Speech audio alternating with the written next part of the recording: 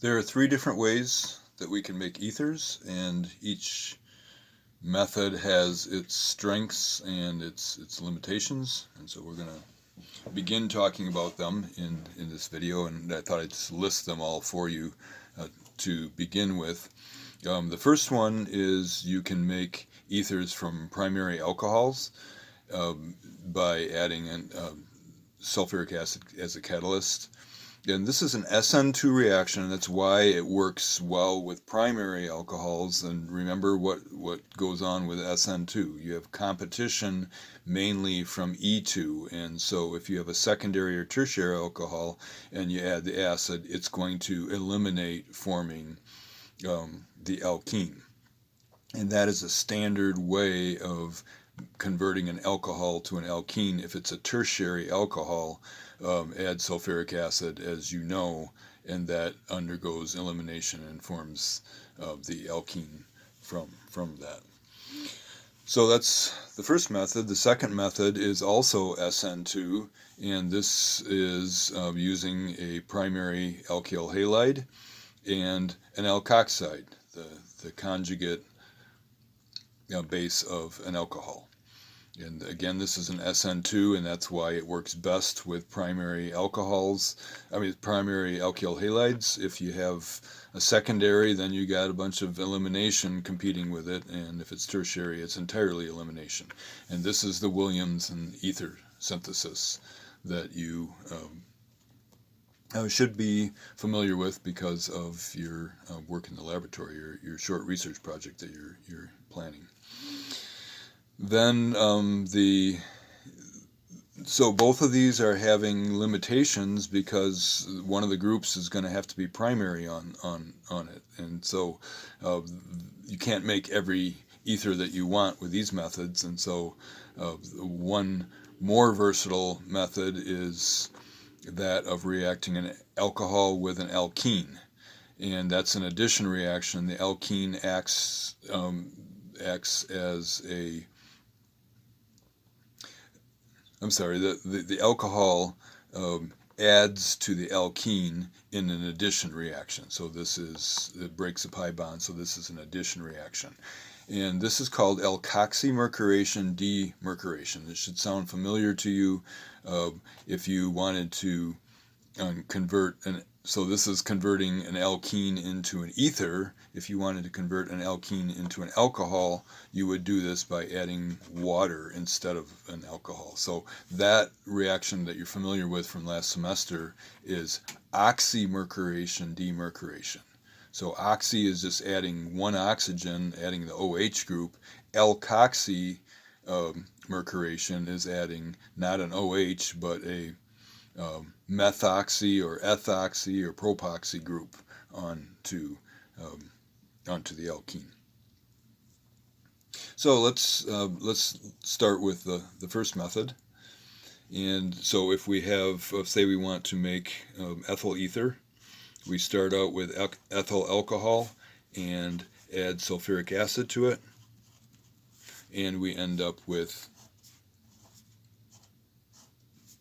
diethyl ether or ethyl ether. Let's look at the mechanism briefly here.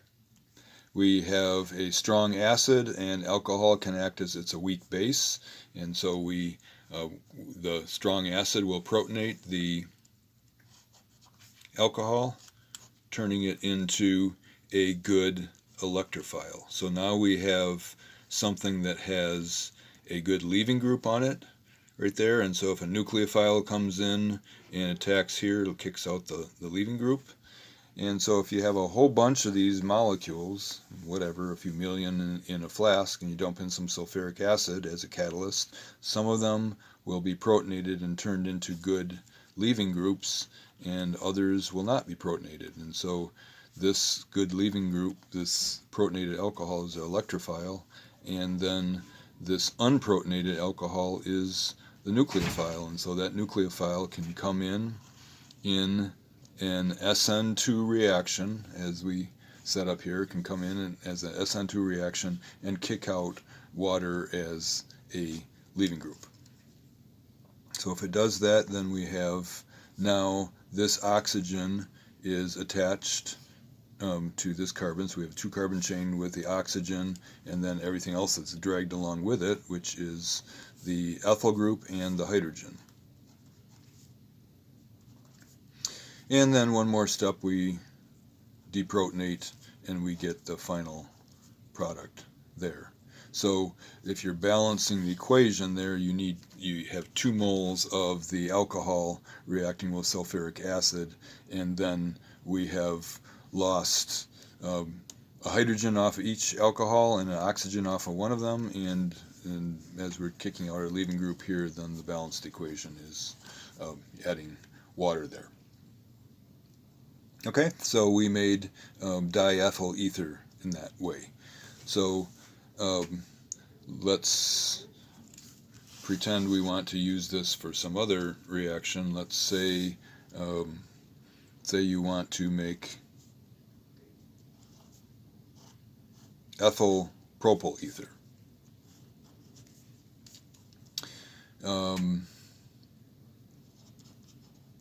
Ethyl space propyl space ether.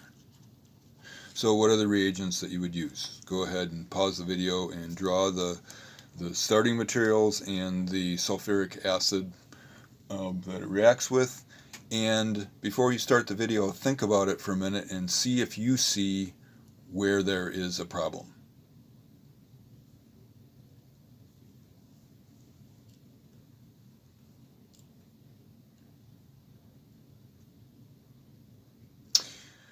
Okay, let's see if you figured it out.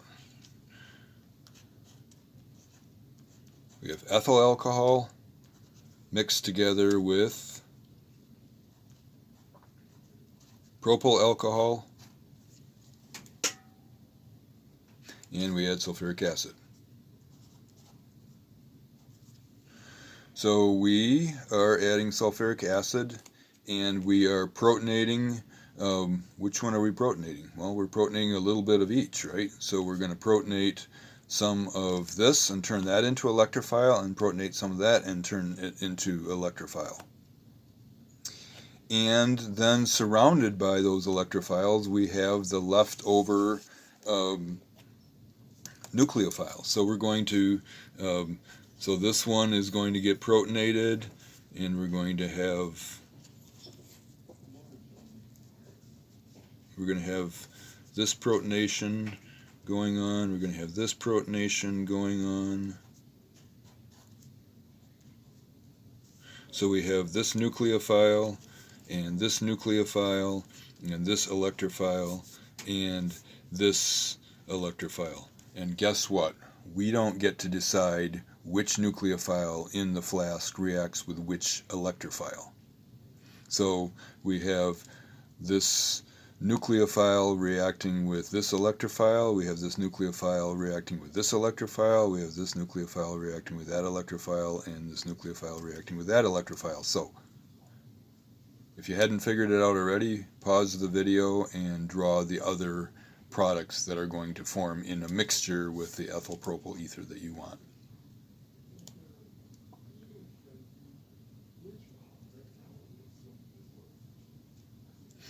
So you should have come up with diethyl ether. So that plus diethyl ether plus dipropyl ether. So this is no good. This is no method for making ethyl propyl ether, because you'll get a terrible mixture. So what are the limitations then of this first method, making ethers from primary alcohols? And the answer is it only works for symmetrical ethers.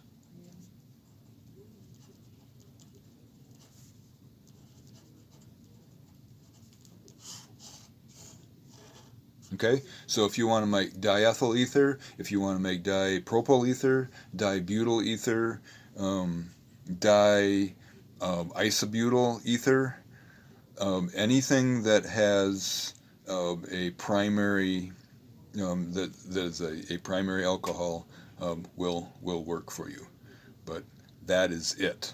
If you want to make any ether that's unsymmetrical, you are not going to make it by this method.